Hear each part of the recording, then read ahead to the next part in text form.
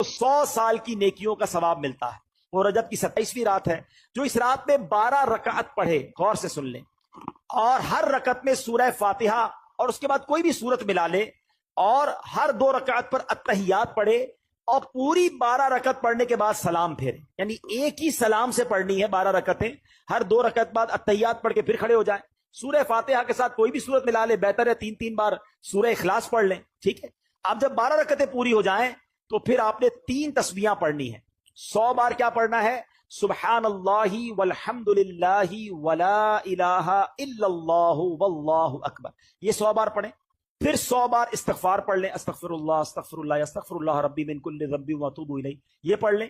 और फिर 100 बार दुरूद पाक पढ़ लें। जब ये वजीफा कंप्लीट हो जाए तो नबी ये पाक फरमाते हैं, अपनी दुनिया और आखिरत के लिए जिस चीज के बारे में दुआ मांगेगा और सुबह को रोजा रखेगा, अल्लाह पाक उसकी सब दुआएं कबूल फरमाएगा।